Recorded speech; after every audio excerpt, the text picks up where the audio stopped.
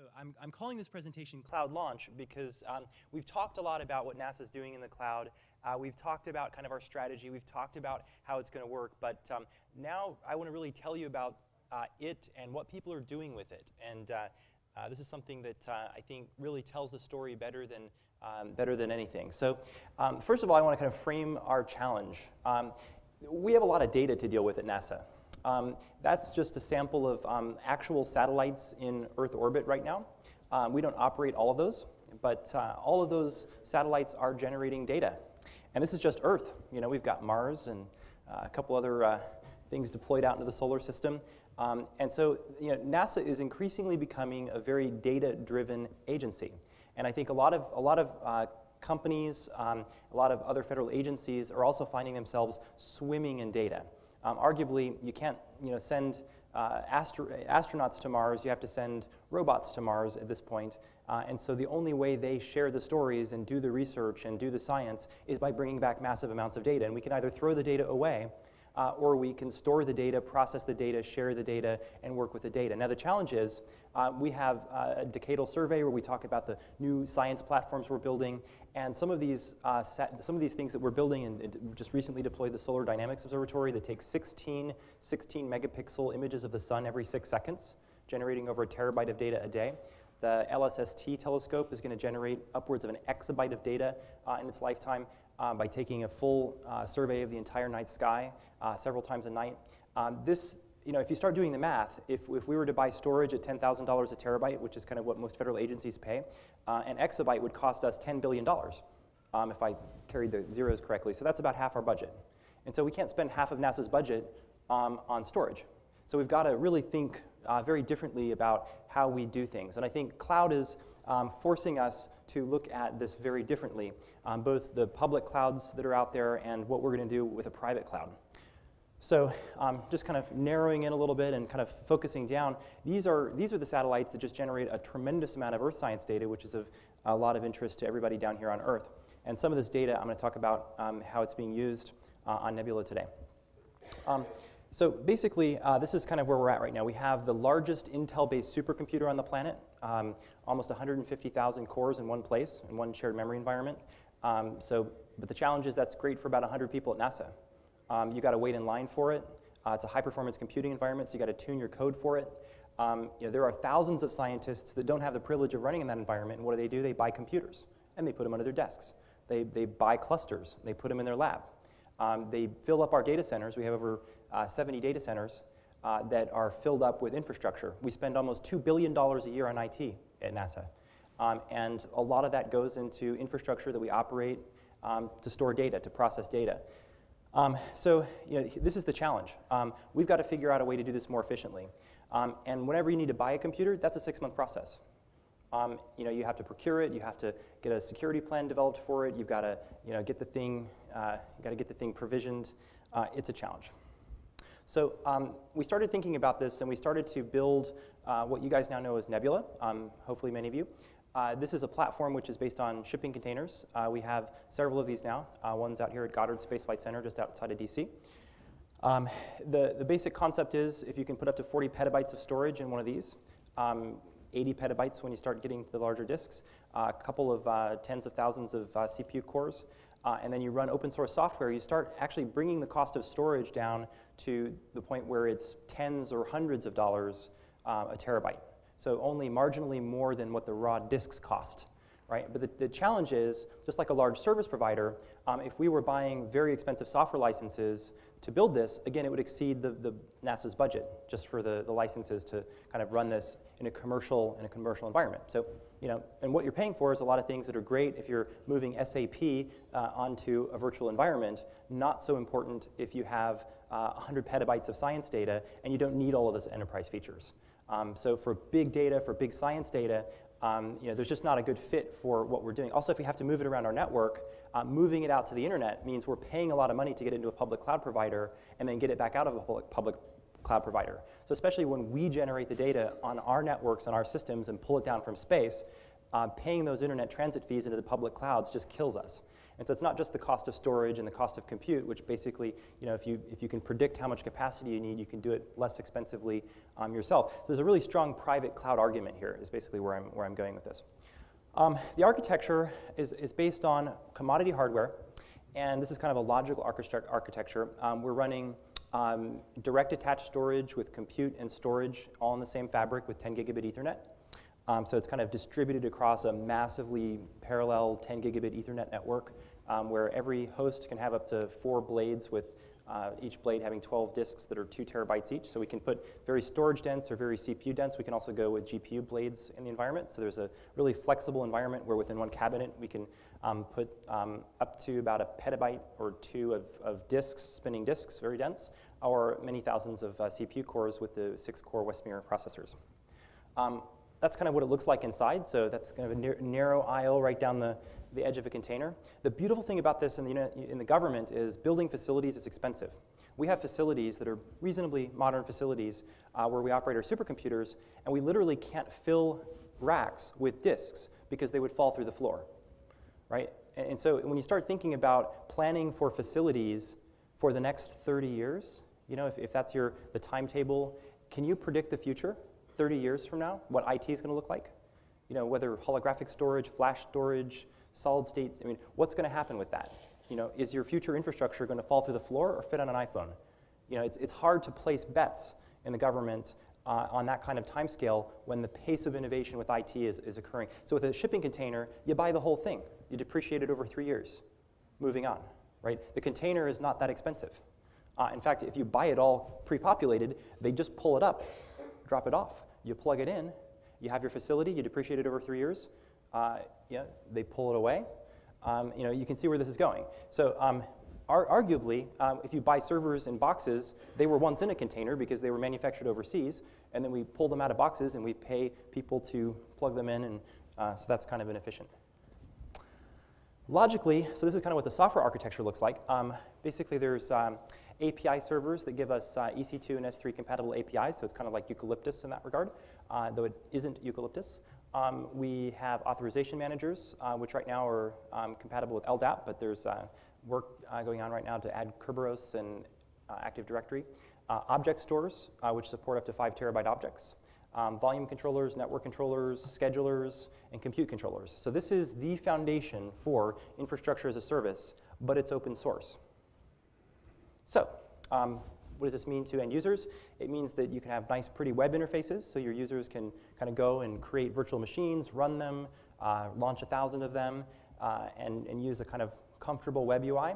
These are basically built on top of REST web HTTP APIs, so you can actually build your own software to manage this. Any software that does cloud scaling, like Scalar, RightScale, is completely compatible with this environment. So if you want to do bursting from your private cloud into a public cloud environment that's compatible with these APIs, you can do that. So what we're trying to do is take where there are no standards, where NIST is talking about standards, which is great. That process might take years. There are de facto standards that are evolving. There are standards which haven't been ratified yet. OVF, we're talking about what's the format of a virtual disk, what's the format of the definition of a virtual machine, what's the definition of a virtual network. As companies implement these things, there are things that are working, there are things that are not working, there are things that don't work for government. And so by having an open source cloud that the government uses, this is a reference implementation of what NIST is doing. If there are things that you want to do to monitor the environment, you can implement that here, you can test it out. Much harder to do if you're kind of depending on the software lifecycle of commercial products.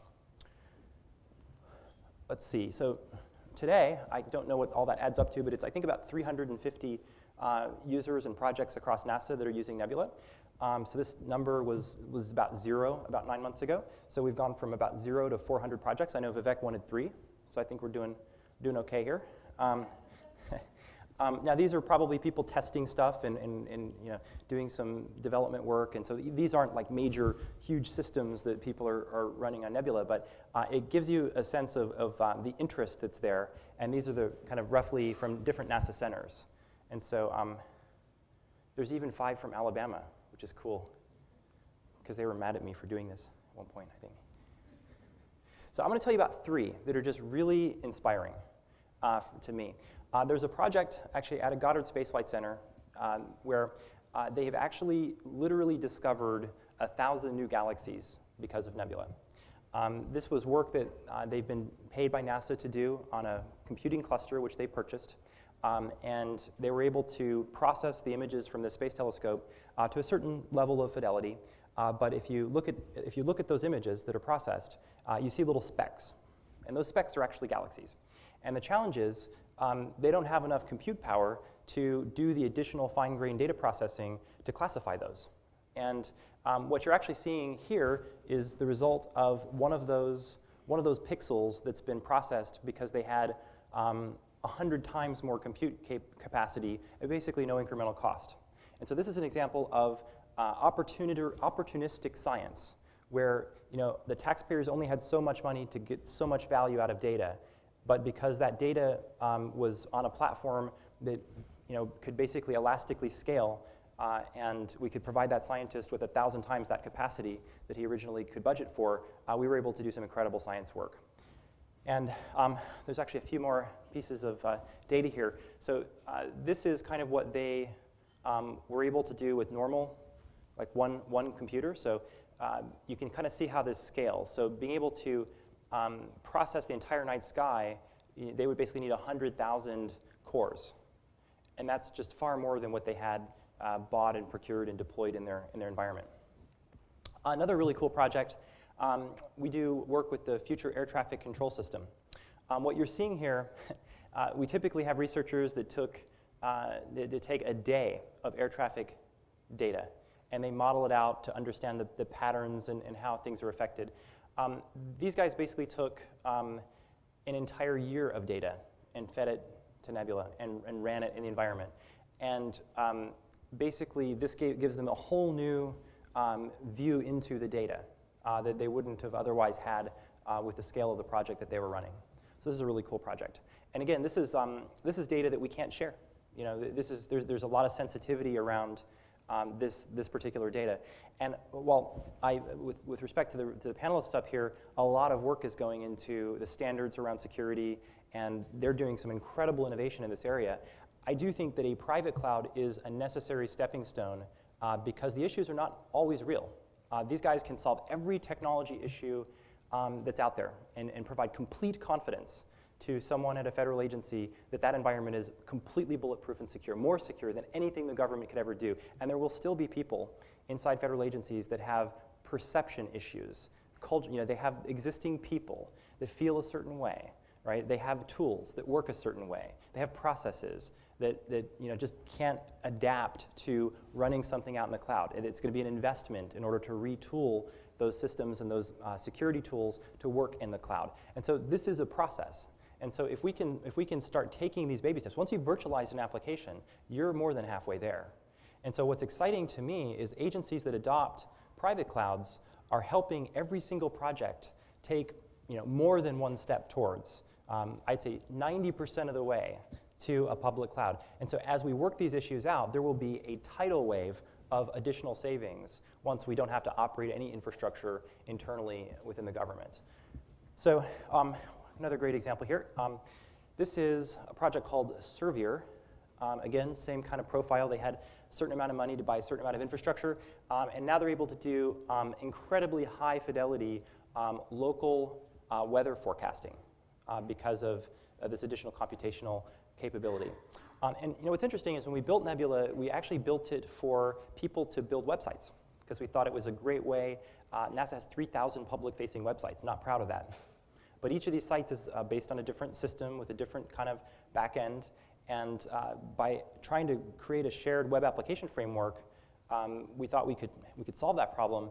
We couldn't solve that problem because of FSMA, and because if one bad piece of code got uploaded into that shared environment, you could take out the whole thing. And so virtualization allowed us to basically contain these different environments and put security boundaries around them that could be at least compatible with FSMA low security plans. And as it turns out, no one wanted to use it for that. What everybody wanted to use it for was not buying workstations and building clusters in their labs, which is it's a great thing to use it for. Now, I know what you guys are thinking. You're thinking, okay, wonderful NASA. You guys are so smart. You did all this stuff. And it's not me, by the way. I have this awesome team that just makes me look good because they work their butts off out in Silicon Valley. And this is all for us. But a few months ago, everybody loves it. A few months ago, we, after being contacted by a lot of different organizations, a lot of different federal agencies, saying we want to deploy something like this, how do we do it? We want to collaborate with you. We just didn't have the bandwidth to respond to all those people that wanted to deploy this in their environment. So a consortium of companies that were all interested in there being an open source cloud stack came up with this concept of creating an open stack. And they were about ready to contribute a whole bunch of code, but they looked at the code that we'd released under an Apache 2.0 license, which is the NASA Nova Nebula Fabric Controller, which is the computing engine behind Nebula. And they actually thought it was better than what they had built. And so they came to us and they said, since you've released this under an Apache license, how about we release our stuff and we'll incorporate what you've released into this thing called OpenStack. And since then, we have, that's actually an old slide. There's actually now over 1,000 developers that have submitted features, bug fixes in 12 different countries and over 100 companies. And these companies include Intel, AMD. We actually have Hyper-V support, courtesy of Microsoft and Cloud.com. This platform now has some momentum, which is fantastic, because if you're interested in doing a cloud, but you have some use case that precludes you from using a public cloud, but you still want to run VMware, or you still want to run Hyper-V, or you still want to run Zen Server, now you can. And you can actually build a service provider class, horizontally scalable cloud in your data center. And this is a platform that you can download from the web today and get going. So the neat thing about this is, first of all, it is to the data center what Linux is to the personal computer. That doesn't mean you don't need Microsoft, right? It just means there is an alternative which is open source, which in these very early days of the cloud, when everybody's talking about customizing this to give you this kind of real-time monitoring, or as we're kind of adapting to new policy frameworks and FedRAMP and some of the work coming out of FTCC, this gives you an environment that you can actually develop on. You could hire a developer or two, and you can meet a specific requirement you have and accelerate your ability to adopt the cloud. And you're building it on a platform which is API compatible with everything else that's going on in industry. So we're super excited about the fact that Nebula is now available to everyone, and there's a community of companies, an open community of companies, which is open to everyone. So if you're interested in collaborating with people working on this, contributing code, contributing bug fixes, running it, NASA taxpayer dollars don't have to be used to go support that because we were created to go explore space and not support open source projects. So it's delightful that the work we've done has been advanced by this community of organizations. So just in summary, I just want to say that it's been an incredible year or two, and the future for infrastructure services, platform services, and software services is we have only scratched the surface of the potential of this. And what I've said before is, if you look at every application that's been deployed at NASA, we still have mainframes running. They're almost gone. But I mean, think about that for a second. That's pretty old technology. That means there are systems that we just haven't taken the time to make the investment to adapt to run in Oracle or SQL Server or MySQL or whatever. The challenge is 1,000 times greater for cloud. If you think about every application that's ever run in any of your data centers, it doesn't like it when one of its nodes fails, right? It doesn't like it when one database cluster fails over to another. People's pagers go off, right? Raise your hand if all of your systems are redundantly implemented so that they're in a failover configuration. Right. So you see, the cloud actually means that when people aren't using your apps, it shuts everything off. True elasticity means when something's not being used, it's not consuming power. And when a request comes in, a queue fires up an instance and runs the app and starts the machinery going. A true cloud environment is truly elastic. It's truly not consuming energy. It's truly not doing anything if it's not being used. And it can deprovision resources just as fast as it can provision them. And so, I mean, I think if we think about every application that's ever been written, the only apps that work that way are the new cloud applications that are built on top of these new internet scale businesses, and like Zynga, that uses Amazon. Very few business applications and enterprise applications truly take advantage of the cloud. And so I think we need to really focus on all of the goodness that comes out of data center consolidation. I think we need to focus on all the goodness that comes out of virtualization. And then there's this whole new wave of goodness that comes out of the real cloud, the true elastic, metered, pay-as-you-go cloud. And so I think one of the things that I hope happens in this forum with all of you and all of your projects is you treat those things separately, right? Because they're very different things. They're very different companies, markets, ecosystems, products, approaches, strategies that you need to have to succeed in each of those areas. If you're virtualizing stuff in data centers, you need to buy some commercial products like VMware or like Hyper-V or like Oracle's hypervisor, and I'm not endorsing any of these companies or Zen Server, I think I covered them all there, because that's what they're designed to do. They're designed to take the last 25 years of enterprise applications and make sure that they run as if they were in a virtual data center, so that you can have the failover type configurations that you need, the storage performance. You're buying EMC storage or NetApp storage or other vendor storage that's high performance. And if you're virtualizing your data center, that's the caliber of stuff that you need. If you're trying to do really pioneering, re-architecting your entire application in the cloud, and you can't use Amazon, you're going to need something like this, right? And that's kind of the reason why we created it at NASA. So I think those are all the prepared comments I have. If you guys have any questions, I will take those.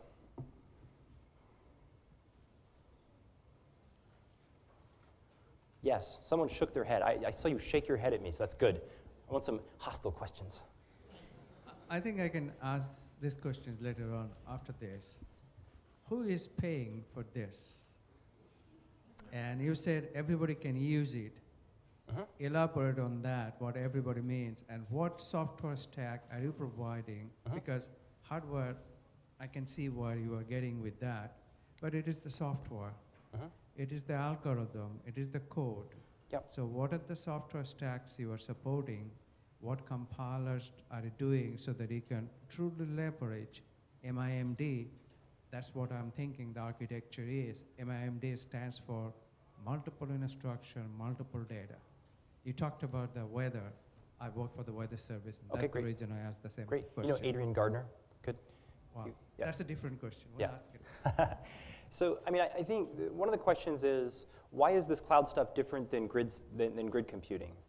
And another question is, why do people like this and not like other approaches in the past? And how do you roll this out in the enterprise? So to answer a couple of those questions, one, what's different about this is that it doesn't require anybody learns anything new. I think one of the fundamental things about cloud is it's existing stuff that's just been virtualized and made more elastic versus grid systems where you actually had to reimagine and re-architect your application to take advantage of those APIs and that horizontal environment. This is just Linux boxes. And so anybody who's a Linux systems administrator or a Windows systems administrator can create an image that can do something and then type a few keys, and there's 1,000 of them running. And yeah, there's a new architecture that you have to consider when applications are deployed that way, but you don't have to kind of re-architect the entire application. That's the answer to your first question. Second question is, there's a shared service environment. And so it's really hard in the enterprise or in a federal agency to figure out a way that the economics and the tracking and the administrative overhead of 12 cents an hour doesn't exceed the value and the price of the service by a factor of 1,000. And so, frankly, we've struggled with this at NASA. In our supercomputing centers, they're paid for by just scraping off the top, just some tax to the overall institution. So every project doesn't have to worry about, we had 100,000 hours here and 20,000 hours there, and doing accounting at that level. I think the right approach, which is perhaps, I think OMB needs to think about as we look at scaling back IT budgets, the budgets that disappear are the hardest funds to track. It's the little dollars here on this contract that are used to buy a server here and a server there. It's all the thousands of projects that the CIO doesn't even have visibility into, that are frankly what's spending all the IT money. And that's what's hard about that is to invest in cloud, you need to invest in a shared service. You need to actually have the agency CIO have the funding to implement this. And you have to have the expertise to help these projects do that change management. And so, the challenge here for Linda and I at NASA, and I'm sure for other CIOs in the room, is there is an upfront investment that needs to be made to train our people to make the infrastructure. It's a shared service environment, which means you have to make a capital investment up front to kick off a private cloud effort. And if you believe that a private cloud effort is necessary, like most Fortune 500 companies believe this, then that money has to come from somewhere. And if we simply say, well, we're just going to wait for a public cloud to solve every problem in every federal agency, that's a long time. And a long time might be 5 years, might be 10 years. We're running mainframes, might be 25 years. I think that there will continue to be corner cases and requirements that will drive the need for local IT infrastructure for some time to come. Now, I'm one of the people who believes that the shorter that period of time is, the better it is for taxpayers. I believe that NASA shouldn't operate any IT infrastructure, but realistically, it's going to take time to get there. And the best thing we can do, which is a bit of a dichotomy, especially for the public cloud companies to hear this, is to build a private cloud. Because it is a necessary baby step to get people comfortable with the new dynamics and the new pricing and the new things that are going on with cloud from a security perspective. And then once they're there, they're 90% of the way to the public cloud. And I think from our perspective, that's the secret recipe. Cool. Others? Yes.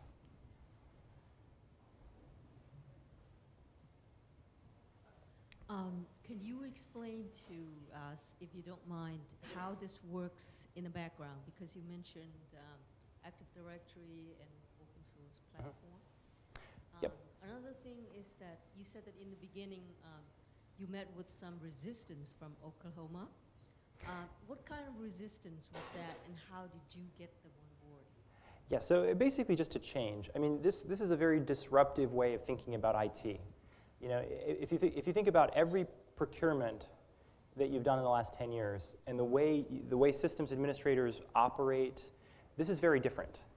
We have processes where people get to make decisions about when domain names are allocated or IP addresses are allocated, or we've spent the last 10 years building workflows to put more people in the loop as infrastructure, because infrastructure sprawl was out of control. And so in order to get things back into control, the government basically went overboard and said, well, wow, we've got to put processes around all this stuff, and FISMA but cloud actually just blows that apart. Cloud now means that you could literally, with one command, have 100,000 servers running with 100,000 IP addresses. Makes IPv6 kind of important to get to.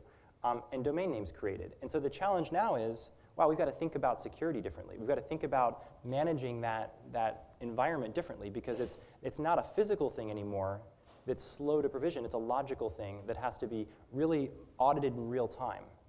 And so I think the best way for me to answer, and to get this running, just go to openstack.org, download the code, and you can run on your laptop. It'll fire up about 15 or 20 virtual machines that do all those things. Or you can go spend a couple $1 million and buy a big boatload of cheap commodity servers and get it running there. And if you have problems with it, you can ask the community. 6 months ago, I said, well, shoot me an email, and maybe our team will spend a half a day with you, and then you'll get lost, and then you'll get disillusioned. And so I think the thing that's happened is that other people are starting to work with the code, and other people in the community are getting this environment up and running. I just saw last week that Internap, which is a large data center hosting provider, just took the file system and deployed a storage service based on it a couple weeks ago. I noticed Cisco just announced that they will be supporting OpenStack on their UCS platform. So this is a great spin-off. What excites me is this is some technology the taxpayers paid for, and we just gave it back. And now there's this new ecosystem of startup companies that are building products on it. And all these commercial companies see this as a new opportunity. And I think that it's great that there's a good, solid open source, viable platform, because what cloud looks like today and what cloud will look like 5 years from now will be completely different. And this is just another way for people that are trying to do this to express their requirements and their view of how standards should evolve. And I think it's a necessary. This plays the same role that Linux played, I think, in about 20 years ago, when BSD was released and all these variants of Linux started appearing everywhere, and that's great, because they're each unique and they're differentiated, and so I think that it'll be an exciting future, and I look forward to seeing what all of you do with the platform. Cool, thanks.